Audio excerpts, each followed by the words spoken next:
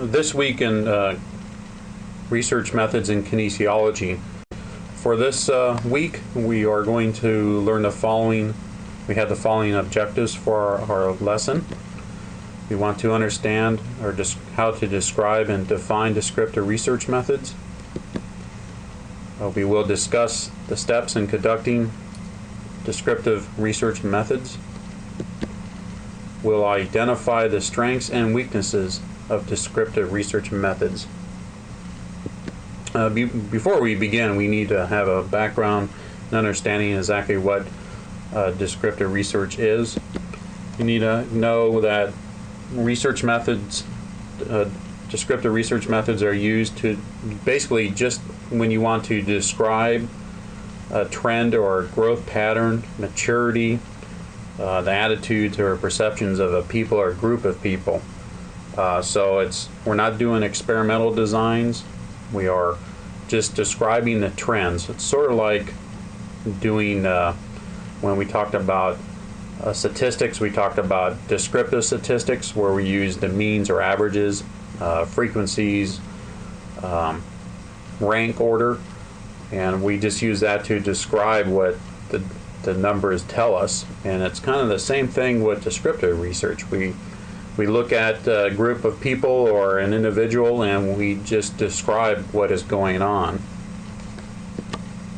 So our approach with descriptive research is different than with experimental design, where in experimental design we are trying to determine a cause and effect between variables. Does the independent variable have an effect and cause the effect of change on the dependent variable? Well, in descriptive research, we're not doing that. All we are doing is describing what is there. And then from there, we kind of can make some conclusions or about the data and about the population or the subjects. And again, our data with descriptive research is going in. We're just going to use the means, standard deviations, frequencies, those type of numbers. We're not going to use statistical analysis like ANOVAs or any of those type of things with descriptive research. All right, we're going to talk about our different types of descriptive research. The first one we're going to talk about is developmental research. And we use this when we want to see change in people. So, for example, if we want to see how young people grow over time, we would use a developmental research, hence the term developmental. We want to see how people develop over time. It can be used with young people, it can be used with adults, it can be used with older people. See how they change over the period of time. And we usually there are two main types of developmental research. One is longitudinal, and the other one is cross-sectional design. And we talked about these two designs in survey research because there's some linkage or uses in both survey research and here in descriptive research. So first, we're going to talk about longitudinal designs. Like when we talked about and briefly talked about this in survey research, longitudinal means we're going to follow the subjects for a long period of time. So we got the word long in there, so that tells us that it's a long study. I mean, we're talking years here with this type of study. It can be 3, 4, 5 years with longitudinal design, and we want to see how they change over time. And I'll give you an example of a longitudinal design.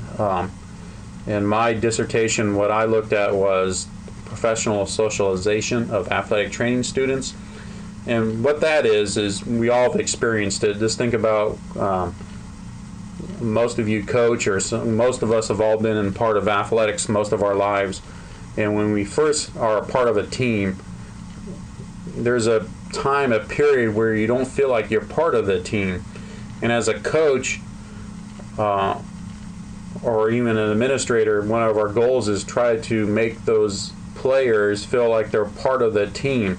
And we do certain activities to do that. We may take them on retreats, we may just have fun times, blah, blah, blah, whatever you may end up doing to try to make that player, each player, feel like they're part of the team. And in the past, maybe that was hazing and those type of things. But in the end, we want to make sure that each player feels like they're part of the team. Well, that's what professional socialization is. It's trying to understand how an individual becomes part of a business organization, and how do they feel, what process do they take to become part of that team, part of that organization.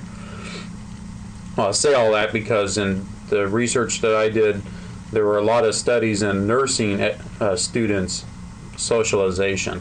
And a lot of those studies that were done were longitudinal studies where they looked at a nursing student, a group of nursing students at the very beginning of the nursing education program, and tracked them during their 2 or 3 year program, and wanted to see the process that they went through to become socialized into the nursing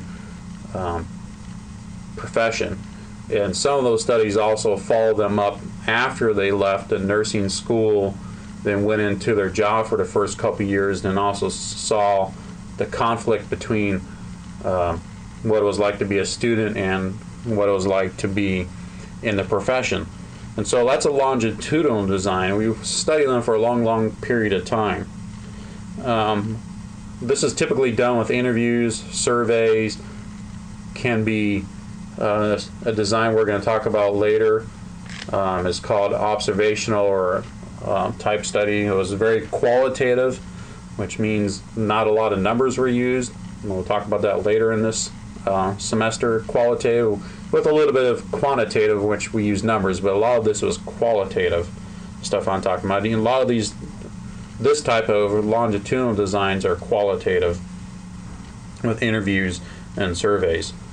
So our strengths with longitudinal designs, as you can probably think about, is just that you can track the behavior of individuals over a long period of time and really measure and see what's going on with those subjects and hopefully determine the reason for the change in the behavior. The weaknesses of this design, this is not a very good design at all for research and graduate students at all, because if we're talking about years, the main weakness is the time. It just takes a lot of time. And so it's not this is not a good graduate student type research method at all. Another weakness for this type of study is called, what I love, one of my favorite terms in research is called subject mortality. That means the subject dies if we're talking about elderly, or they drop out if we're talking about young kids. The student's parents may get a new job and they have to move away, so now you have one less subject in your study. So time, subject mortality, that means the subject is gone, they're no longer there. Another issue is natural maturity. How much of the change is due to because the group of students or a student or the people just naturally mature. We talked about this last week or 2 weeks ago in experimental design is one of our threats to internal validity is history and maturity. How much do they mature and how much can we really attribute maturity and just what's going on to that. The last weakness for longitudinal design is what's called is when the subjects become familiar with any kind of test that you may give. Let's say that your study is designed to see how 4th, 5th, 6th graders, you follow a group, the 4th grade, 5th grade, and 6th grade on their upper body strength, and then you measure that with pull-ups, for example. Well, maybe the students just become familiar with the pull-up and they know how to cheat and they know how to get better at it. And so that's kind of a weakness. That's true of any kind of test that we give those. So that's just a thing that we realized, and we just have to write it into our limitations and realize that's an issue. There's not much we can do with that. So again, longitudinal designs are we examine a group of students or individuals, people. That can be small numbers, it can be 2 or 3 people, it can be large numbers, 50 people. It just depends on the design. And we follow that group of individuals, that subjects, participants, over a long period of time, 2, 3, 4, 5 years, depending on what we're talking about. Now our next method of developmental research is called cross-sectional designs. This is like my dissertation, where I just took a snapshot of a group of subjects at one point in time. So the cross-sectional is, again, we can still track individuals over a year or so, but we do snapshots, just one point in time. Probably use a survey. We can do interviews with that group of subjects, but it's just a snapshot of what they're doing at that point in time, their attitudes, their behaviors, their development, and their growth at one point in time. Again, we may do, let's say we do it at the beginning of the school year, middle of the school year, and at the end of the school year. And see if there's been a change there. The strengths with this type of design is that it's less time consuming, especially if you just do surveys. It's just a snapshot at that time. Surveys, excuse me, are just really quick to do, easy analysis. Now I'm thinking about that. If you look at the thesis example that I provided in the course documents, that's kind of a cross-sectional design, because what the researcher looked at is she set up an experimental design, a little bit more than descriptive design, but she wanted to compare how the bench players and the starting players, their attitudes towards, were there differences in their attitudes, basically. But she looked at, the researcher looked at, I believe she used a survey instrument at the in interviews at the midpoint of the semester and at the end of the semester, end of the season, just to kind of compare them. So that's kind of a cross-sectional design to give you an idea. So there's 2 different cross-sectional designs for examples in the course documents that you can look at. So if you're interested in that. And again, the strength is less time-consuming. One of the weaknesses that the textbook talks about is called cohort problem. And the question is, are all the subjects really from the same population? Are they really a true representation of the population? Because a lot of times we don't do random selection with this type of research. We just choose who's there. And the textbook talks about that on page 288. They give a really good example here. This is so the cohort problem, are all the age groups really from the same population group of cohorts? Asked another way, are the environmental circumstances that affect jumping performance for 6-year-olds the same today as when 10-year-olds were 6, or have physical education programs improved over this 4-year span so that 6-year-olds receive more instruction and practice in jumping than the 10-year-olds when they were 6? And so we kind of have to look beyond just what's going on at that point in time. Did things change in the past or in the future, or was the other variables the result of that change and that development of those students? So that's just some things you have to think through after you get the data and look at it. And there's really a combination of the two. We can combine the longitudinal, we can look at groups of people over a long period of time and do snapshots like I talked about, the cross-sectional design. So that's quite common, whereas we have a combination of a longitudinal cross-sectional design for developmental research. And just so you know, all these designs here, the longitudinal, cross-sectional, or the combination of the two, we can actually use an experimental element in them if we want to. Like I said, the thesis example has an element to that.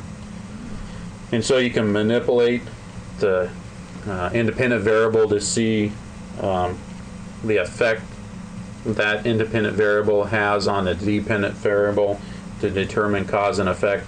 Other thing you can do is you can set up research questions to compare the groups. That's survey research. In my dissertation, that's what I did, is I compared the novice athletic training student, that's the athletic training student that's just beginning their program, and compare them to the experienced athletic training student, that's the student in their second or third year of their program, and to see if there's a difference in their attitudes and their beliefs, their socialization into the program. That was a cross-sectional design, but it was still developmental research in a lot of ways. So we can do a little bit more with developmental research than just descriptive. We had the following methodological problems with their methods. We have 4 of those. The first one is called unrepresentative scores. We've talked about this in the previously. It's called outliers. These are individuals that really don't represent the population. They're on, when we talked about the bell-shaped curve, they're either on the far left or far right of the curve, and they really just don't represent our true population, and they can really mess up our scores. And children as subjects may lead to bad data because kids' lack of attention, distractions, or lack of motivation. We all know that if we've been around kids. And on page 298 of the textbook, they have 3 ways that we can handle that, especially with the kids. And the first one is to plan the testing situation within a reasonable time limit that accounts for attention span. That's a really good suggestion. Is don't make a test too long for kids, because they'll just lose attention spans and you won't get the best out of them. The second thing to do is set up the testing situation where distractions cannot happen. So don't let the kids be distracted if you're working with younger kids. Make it in a way that they're not distracted. Be aware of what unrepresentative score is and retest when one happens. So if you know like kids are distracted, you may just need to retest them.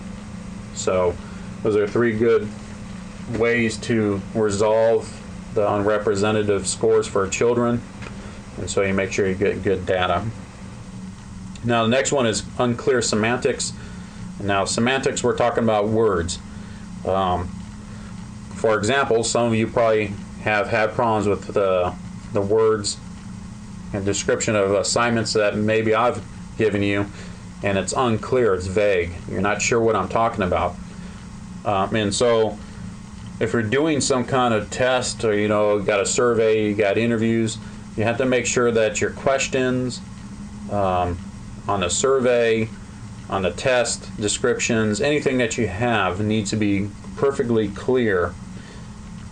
Any definitions of terms must be defined so anybody will understand them. Especially for kids, you got to make sure that you describe them in such a way that the children will understand them. Keep in mind the age of the subjects that you may be working with. And again, explain them so your subjects will understand them. And use the principle, keep it simple, silly, the KISS principle.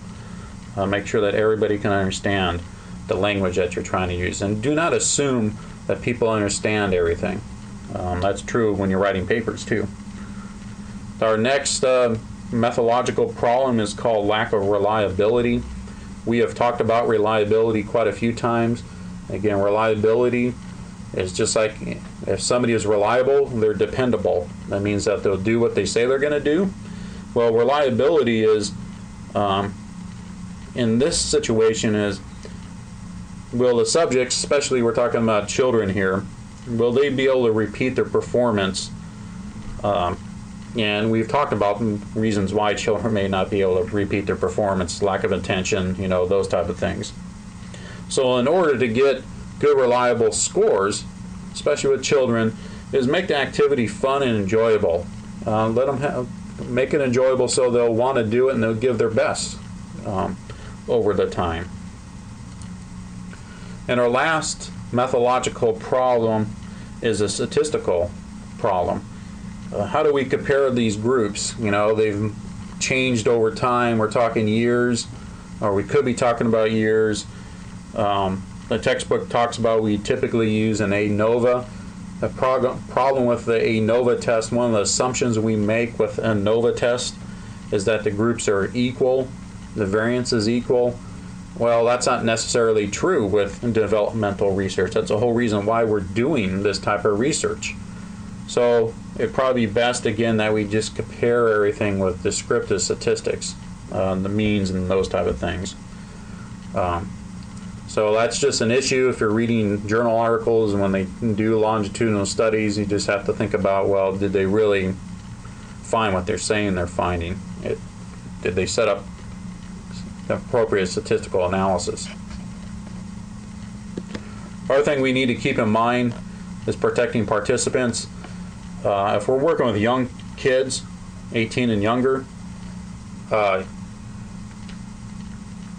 and like I said, this is probably not a good design for you guys in a graduate program, but if you are working with children at your schools, you have to get parental consent in order for those students, those kids, to be in your study. So if you are having to go through the IRB approval here on our campus, you have to write a letter to the parents, which would be an informed consent form for parents, and the textbook gives you examples of that, where the parents have to sign, or the guardians have to sign and give permission for their children to be in your study. And so again, with IRB, you need to get the school's permission, you need to get the parental or guardian permission, you need to obviously get our IRB permission in order to work with children. And they need to be protected. So again, developmental research is the ideal of comparing groups of individuals over a long period of time to see the development, the change over a period of time. Our next type of research methods we're going to talk about is called case studies. Case studies are used a lot in medicine, and we have them a lot in my area in athletic training. And typically what we do is we want to learn about a particular disease or illness. Now, I've placed two examples of case studies in the course documents link under assigned reading in that folder. I have one in medicine. I think I tried to find one in coaching or physical education. But definitely there's two in medicine that you can take a look at if you want some examples of what that's like.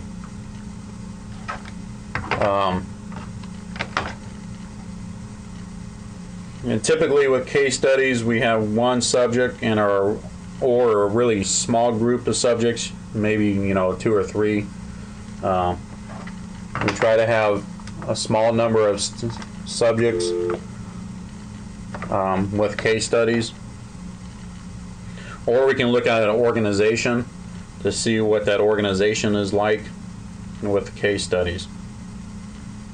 Typically with case studies, we're going to gather a whole bunch of information about the topic or the subjects. For, again, in medicine, we would gather x-rays, MRI reports, CAT scans, physician notes. We'd interview doctors, the patients, the healthcare professionals that took care of the individual, and gather a whole bunch of information about that particular case.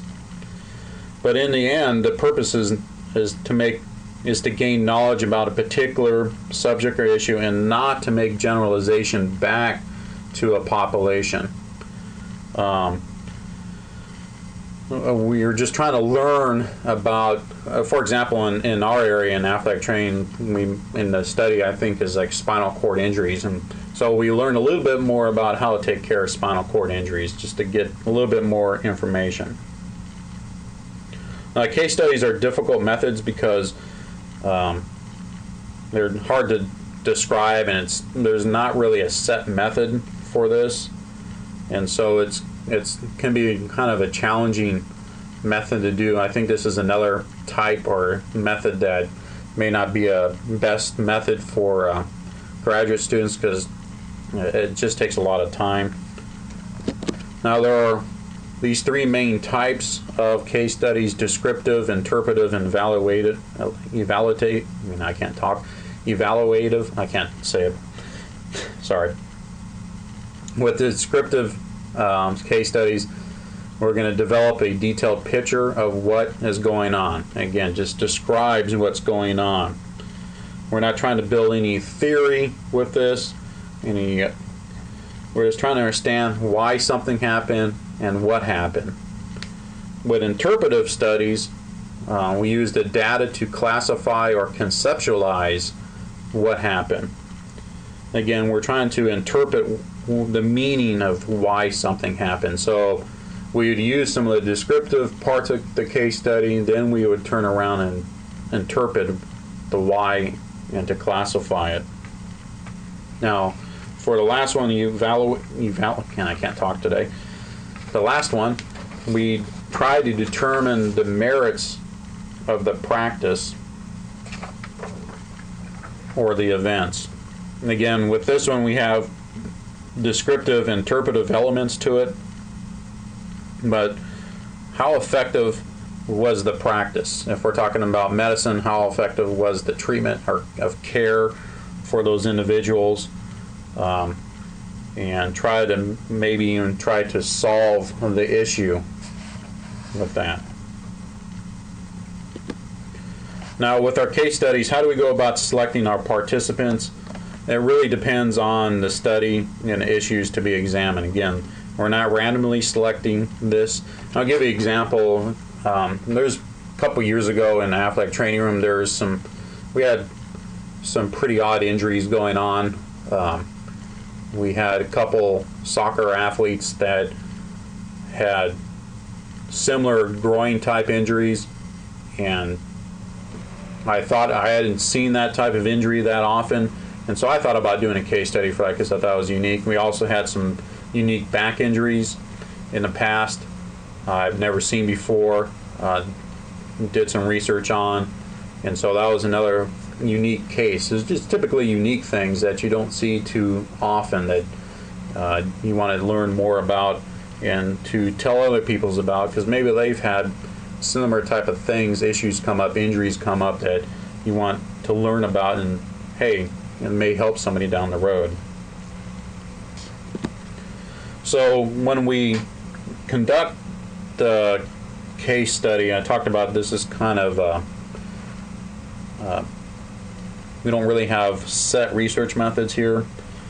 So the methods for this are pretty flexible, and there's no set way to gather data. Again, we typically use interviews. We can observe individuals. We can gather a bunch of documents. Obviously, we're going to use the literature, because if you look at case studies and how they're designed, we will have at the beginning of the research article, we'll have background information, what has been said up to this point in time about a particular type of issue, let's say spinal cord injuries, give us big background as we can about spinal cord injuries, and then we try to personalize, we provide the case study itself, the history of the individual, what happened, the doctor's visits, what was found, what was done, the treatments, and all those type of things. Then at the end, we may make suggestions on how this can be used in similar type cases. We may not necessarily have the same case, but similar type cases.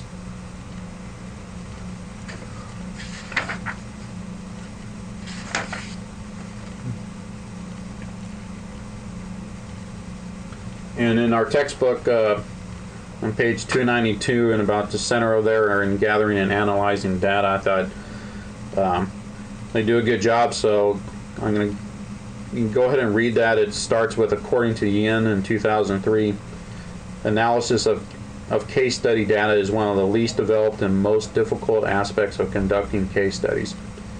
Yin maintains that too often the researcher begins a case study without the slightest notion as how the data are to be analyzed. Analysis of data in a case study is a formidable task because of the nature of the data and a massive amount of information to analyze. According to Merriam, 1988, analysis continues and intensifies after the data has been collected. The data must be sorted, categorized, and interpreted. As in any research, the ultimate value of a study rests on the insight, sensitivity, and integrity of the researcher, who is the primary instrument in the collection and analysis of the data in the case study. This is both a strength and a weakness. It is a weakness if the researcher fails to use the appropriate sources of information. The researcher can also be guilty of either oversimplifying the situation or exaggerating the actual state of affairs. Guba and Lincoln, 1981. On the other hand, a competent researcher can use the case study to provide a thorough, holistic account of a complex problem. And that's critical, and that's true of not only case studies, that's true of all research. It's really up to us. We're the ones who make and break a research study. When you design your research study and then when we report it, these things are reflections of you and who you are and what you think. I hope that you understand that, and when you are working on your own research studies, that use that just little brief understanding that you're the critical element here in this study, in your own study. So we're going to end this part of our podcast, and then we'll work. Go ahead and start with part 2 of this podcast.